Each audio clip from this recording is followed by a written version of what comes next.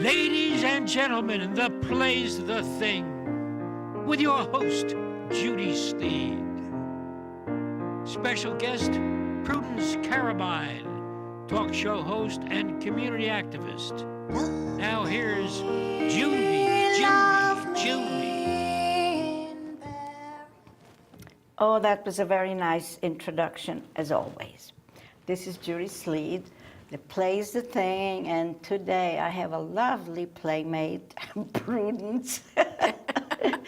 Thank you. It's so wonderful to have you here. You look so beautiful. Thank you. I love that necklace. Oh, thank you very much. I actually make jewelry, and I love doing it.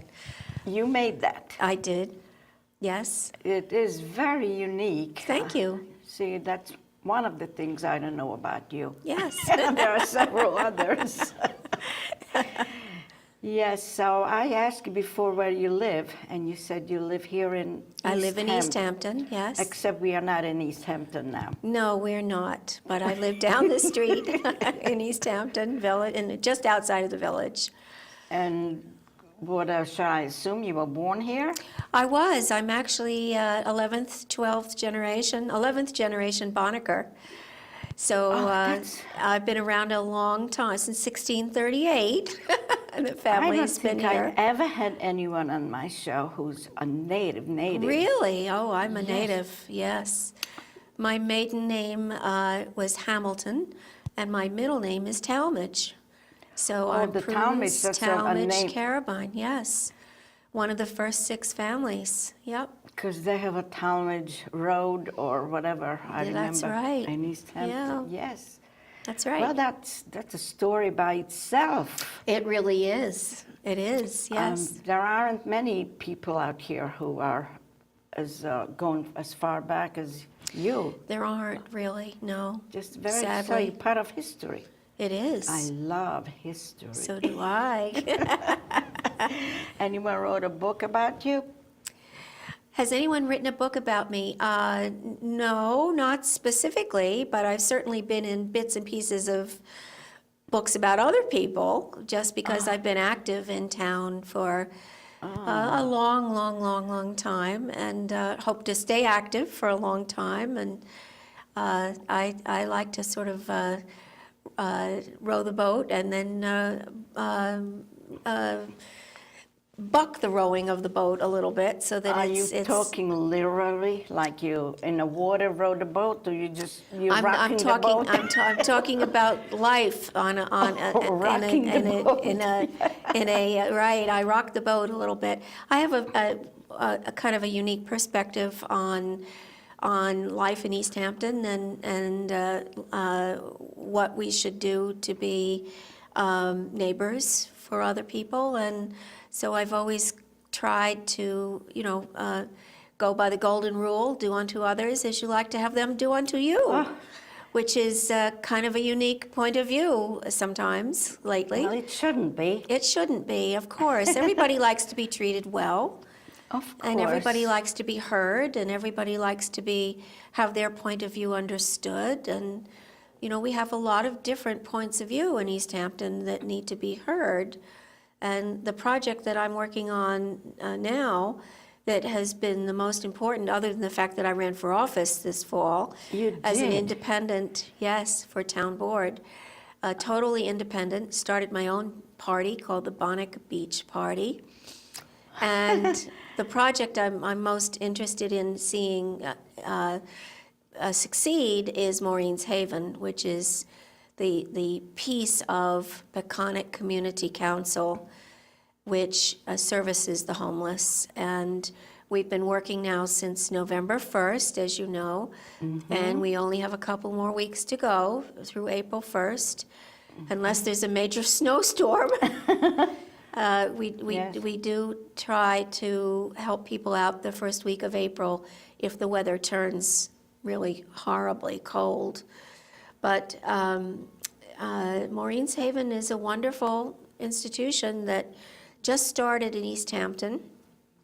We've actually been going very, very strong since 2002.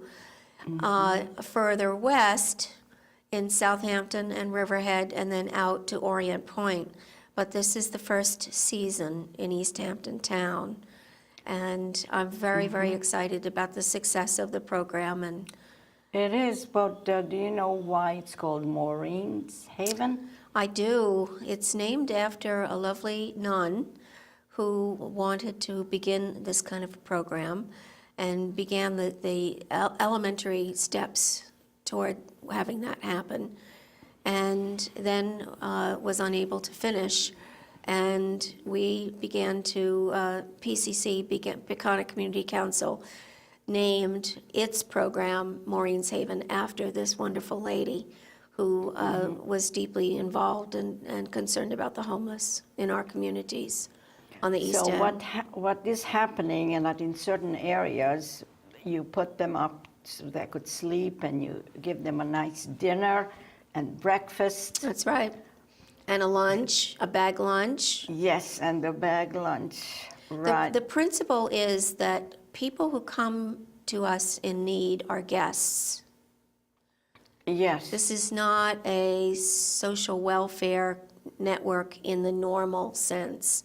We are honoring people who are sometimes in trouble, sometimes troubled, sometimes just because of the economic situation have fallen off a cliff and have been sleeping rough, as we call it, in their cars or their trucks or in tents or in big boxes or whatever. They are guests, and we honor them with a hot meal, which has been cooked by members of the community.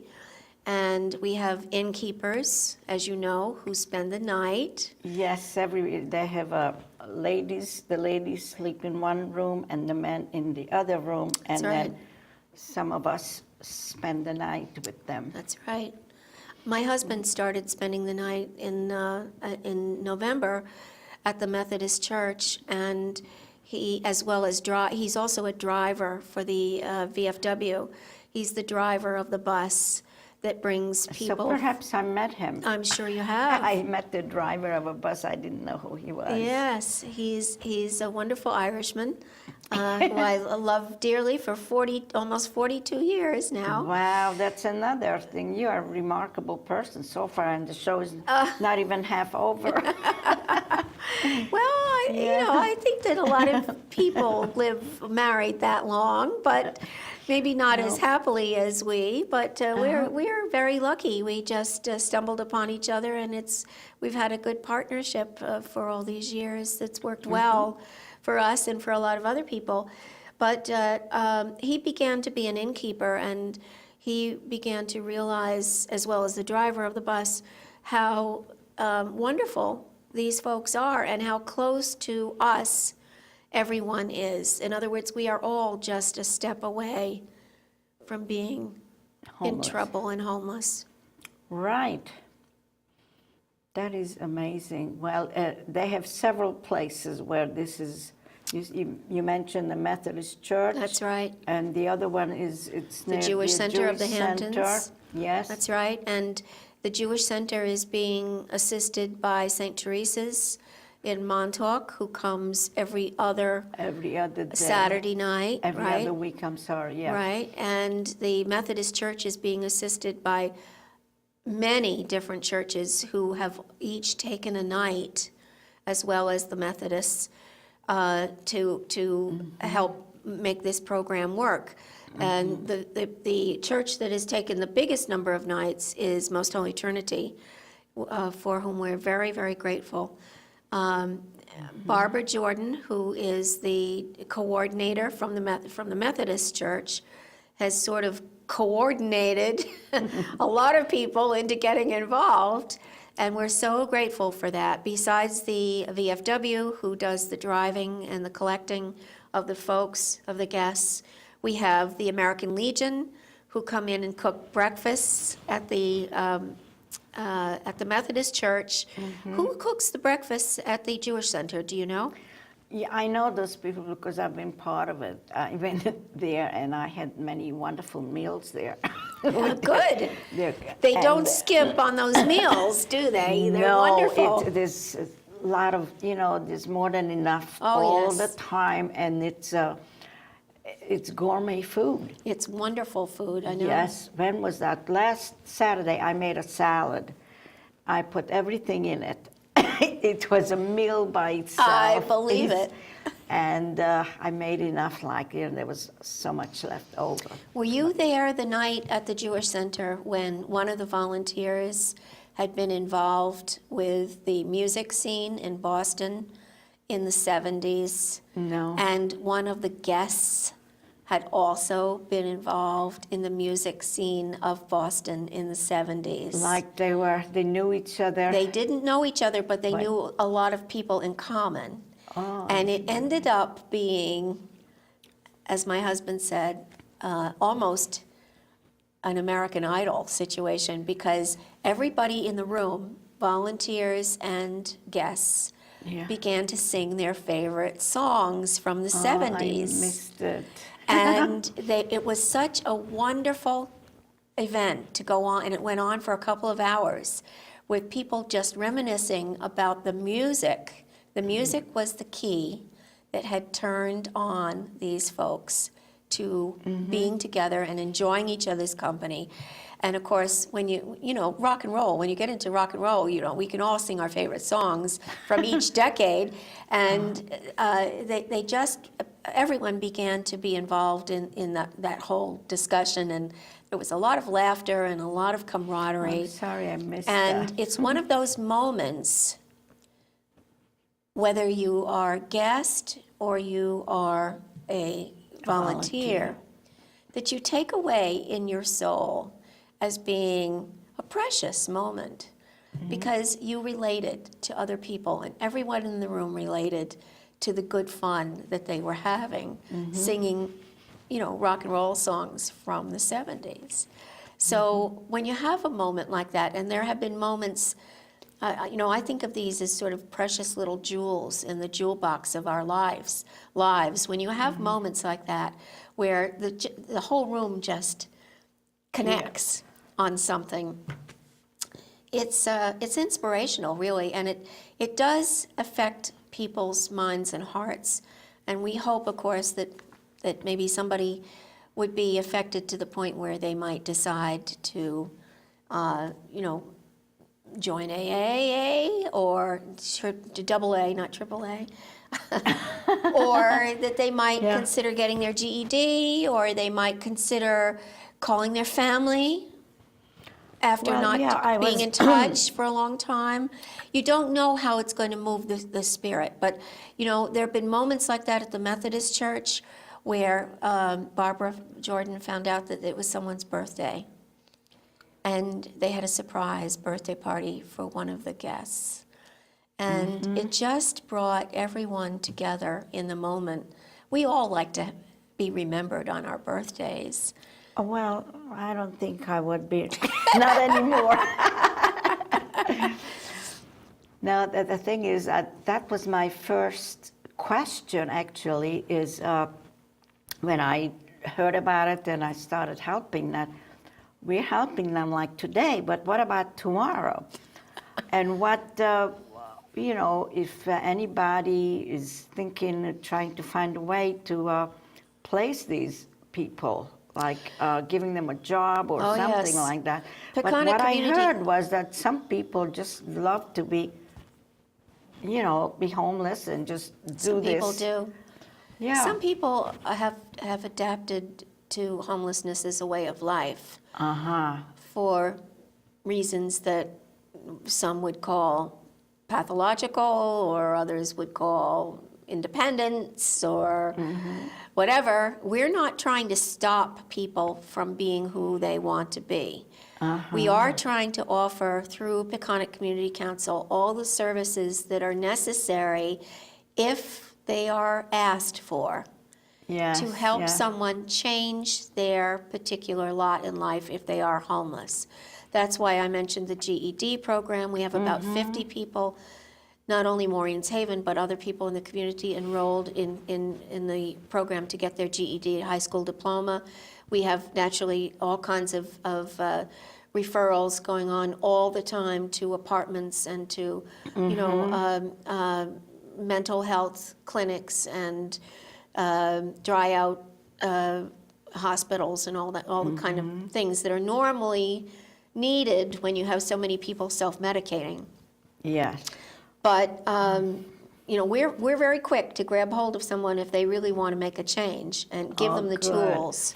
I noticed this one gentleman who was, I would say like in the mid-40s or something, that he liked to come into the kitchen and just help us to do things. Right. So I just felt bad that he's probably had at one time a nice family life. And he seemed to enjoy doing things with us. Yes. Well, there's something to be said for helping out in the kitchen. You feel, Yeah. you feel warm and you feel good and you know you're going to have a great meal, and there's a Yes. sense of camaraderie about the preparation and everything.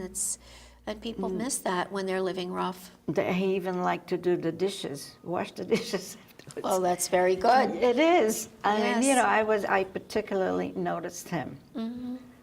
And I was wondering about him, but I didn't want to pry, Well, it doesn't hurt to ask legitimate, reasonable questions if someone is interested in answering them. They are certainly encouraged not to share if they don't want to share. Right. But if they do want to share, then you form a bond and a sense of affection and interest in each other, and there's nothing wrong with that. We're not in the business of taking people home with us. No. There is an arm's length Yes. process that volunteers do hold Because to. if I would get close to somebody, I would take them home. Right, me too. But Yeah. we are in the business of providing a life-saving Yes. situation because many, many times people who are depressed, Oh, in that's trouble. terrible when That's right. depression is really very, and perhaps very bad. they are self-medicating with drink or drugs. When it's cold, as it was here in January and February, you may think that you could get through the night fine. But there have been many, many times on Long Island and Nassau and Suffolk County where people were found the next day and they froze to death because they just weren't in any state to be out in the elements. So we do save lives with this program, and that's the saving the lives and the getting the people the help who want the help is what we're all about, so that they can get out of this situation. We'd really like to go out of business as far as Maureen's Haven is concerned. Yeah.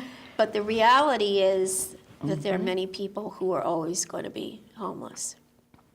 So before the show, you said that you and your husband are retired. So what did you do before?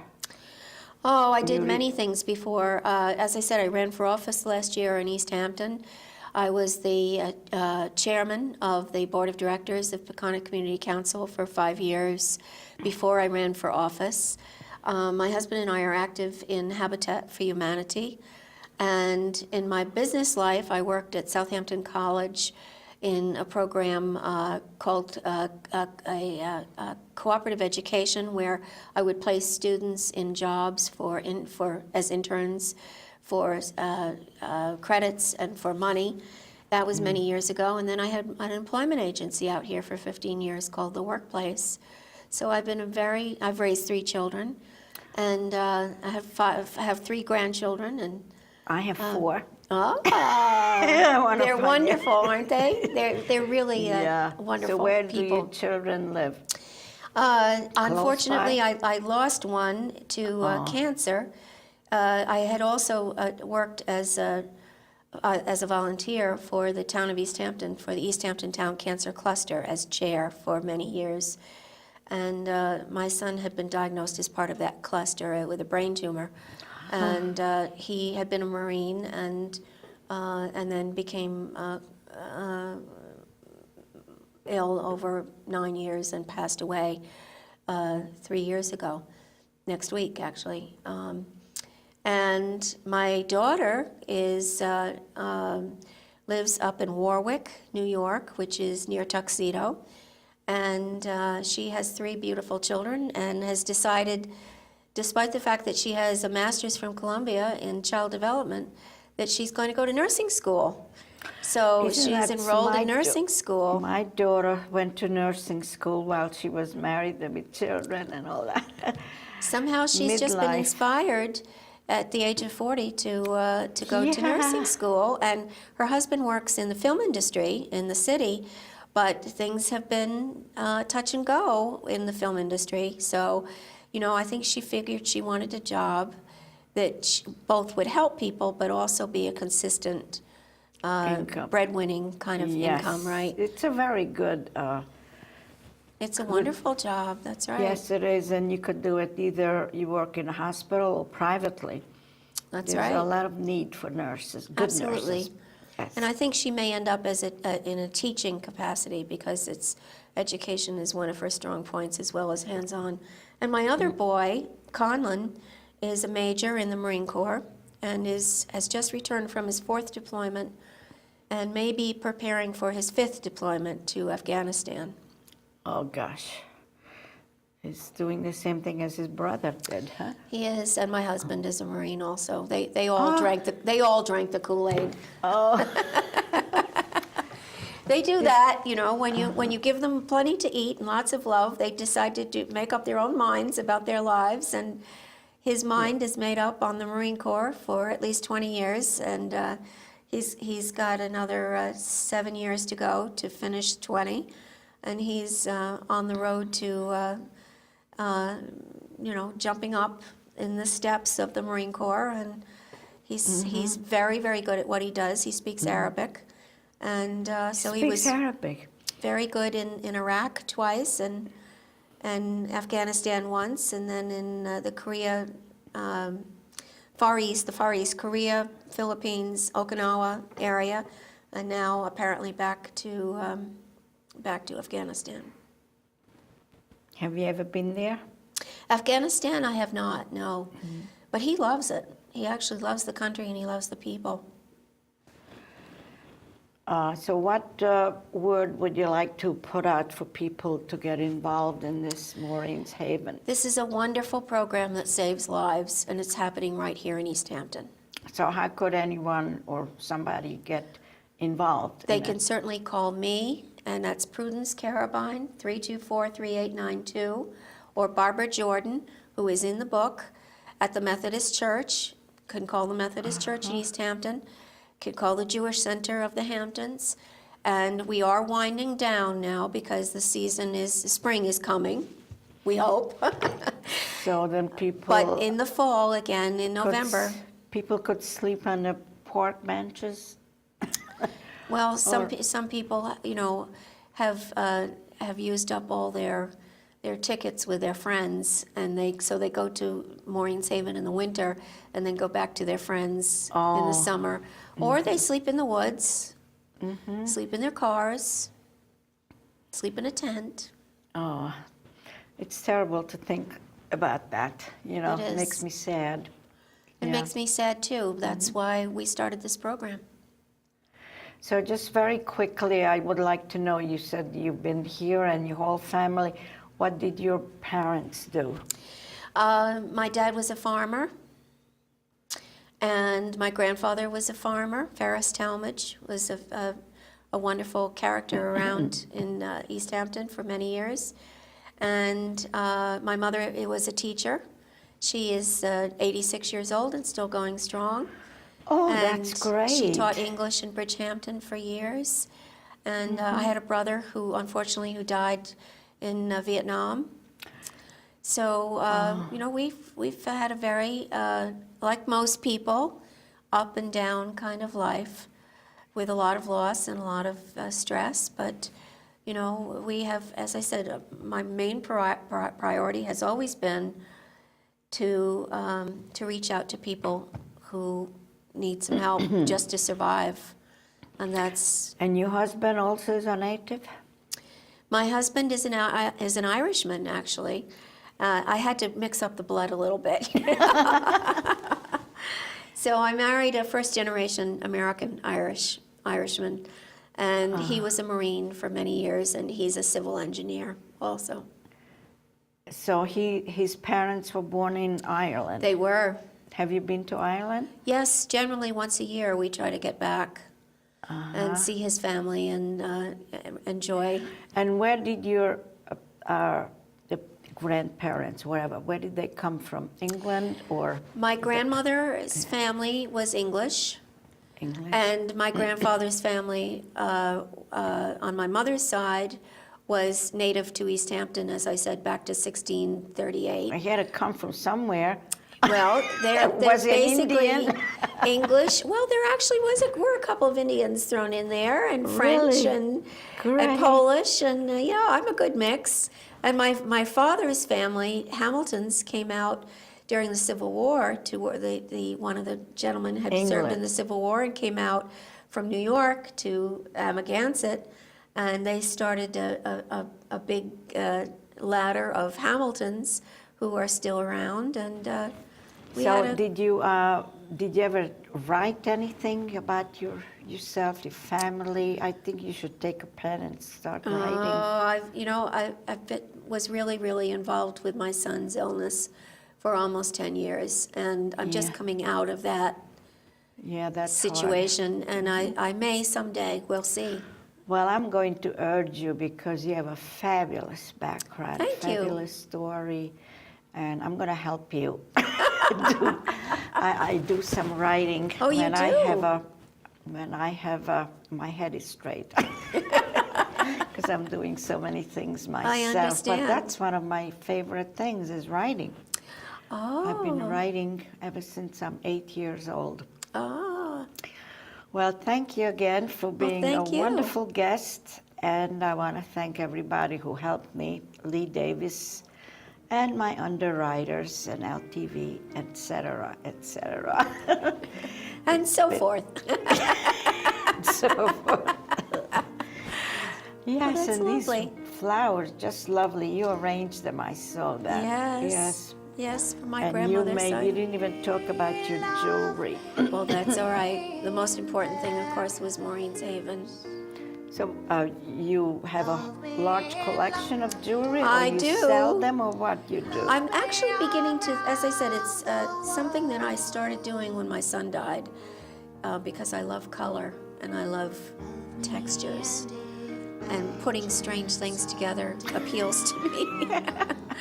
Well, that's a wonderful hobby. So yes, so I have lots and lots of them, and my husband said the other day, maybe you should consider selling some of these because I'm going to have to devote a whole room in this house to your. Well, what you should do is like other people do, when they have sales, take a table or something and display I just it. haven't had the energy between running for office. I know, there's and- so much you could do. And actually, I wrote letters to all the newspapers last year, over and over and over again. So I did a lot of writing too, and it's. I think I have to get to the point where I'm not quite so close to all the pain that we went through with losing my son, which was really very